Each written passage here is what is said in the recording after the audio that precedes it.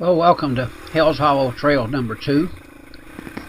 This was the second ride that I made over Hell's Hollow Trail. It was made in March of 2013 with my friends John and Hugh.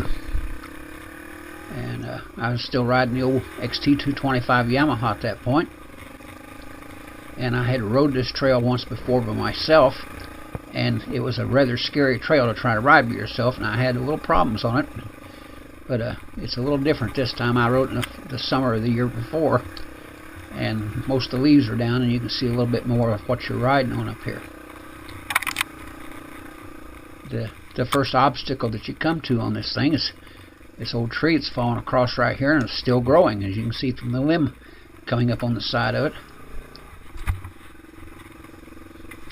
And I think this little trail was probably once a logging trail back in the around the 1920s and 1930s, somewhere along in there.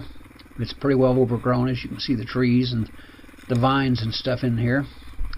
All the limbs laying on the ground and stuff. Pretty steep falls off the side of this thing. It's not some place that you want to take a lot of chances. And kind of a technical trail for somebody as old as I am or was then. I was 72 when I rode this last time. A little tight in a couple of places.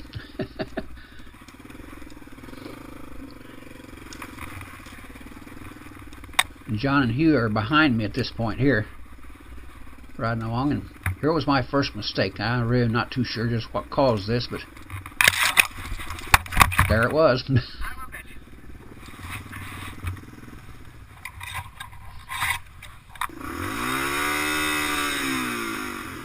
I thought for a minute there my throttle was cause of it. The throttle was stuck, but I think that's from the fall more than anything. Kind of jammed that in a little bit. That's John on the left there, and Hugh in the background back there behind me. And of course, that's old handsome me right there in the middle trying to get that throttle fixed.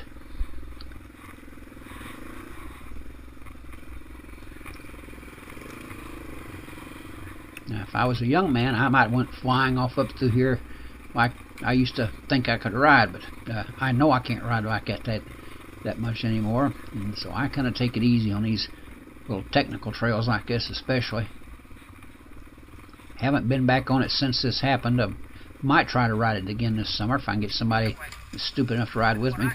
There I made a little mistake and got off on the wrong side of that thing right there, and so I waited for them to get across. And right here is the famous big mistake that John made, and it's just one of them stupid, idiotic things that happens sometimes. There he goes. That's probably, I don't know, I'd guess probably 200 foot off the side of that thing, but he managed to hit them trees down there, beat himself up pretty bad. So I carry a rope with me. It's a 50-footer, and we tied it on a tree there and kind of helped him get back up the hill there, and John's not feeling too good at this point.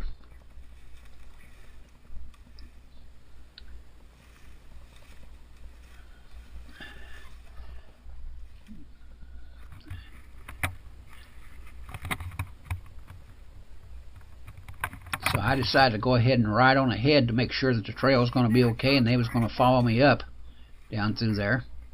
And I'm kind of joking about it at this point.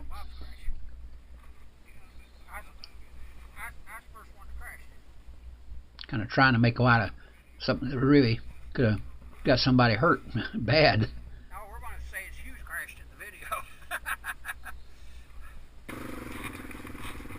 So at this point, they're still getting it together. John's resting back there a little bit before he gets back on the bike, because it pretty much knocked the wind out of him. And there's a nasty little ditch right there to go through. I sure wouldn't want to meet a bear up here on this trail coming the other way. There's not much place to turn around real fast.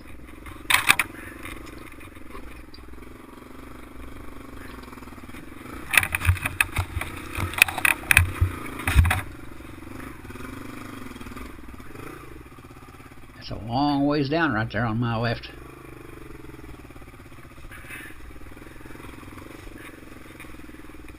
trail might be maybe a couple of feet wide, or 16, 18, 20 inches, something like that up there.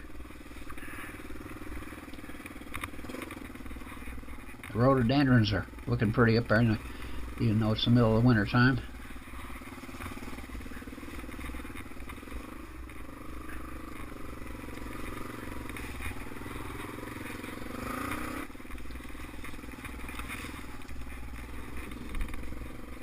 It's beautiful back there in those Cohutta Mountains. I'm telling you, that's a pretty place to ride.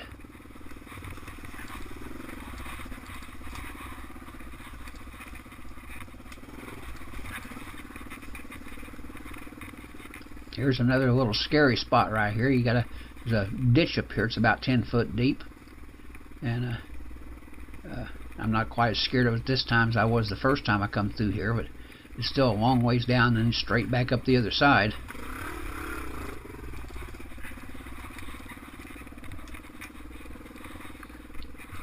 Stopping there to look back to see if John and them was behind me. They weren't.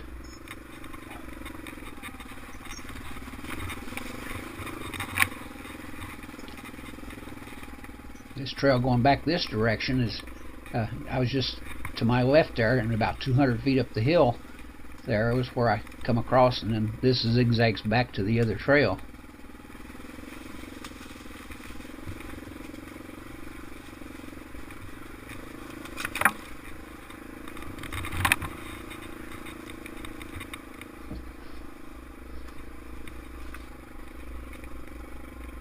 At least this time of year that I rode through on this area, there wasn't any snakes out back there, because there's a lot of snakes in that area.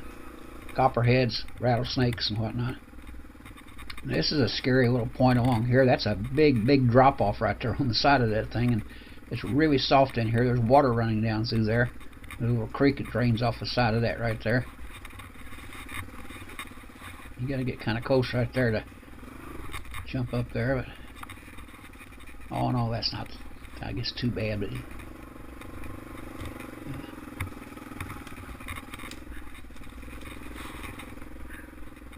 every time I ride that, I wonder why I did it. You know, it's a whole lot better to sit here and look at it after it's over with than to get up there and ride.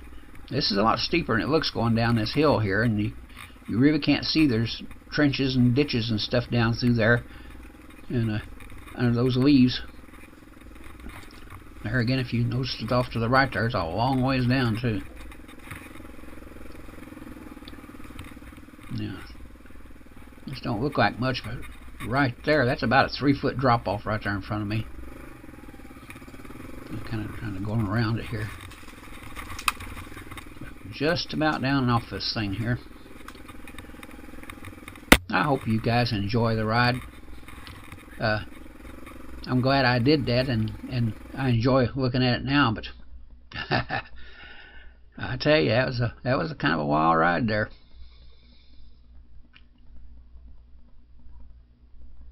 Thanks for watching.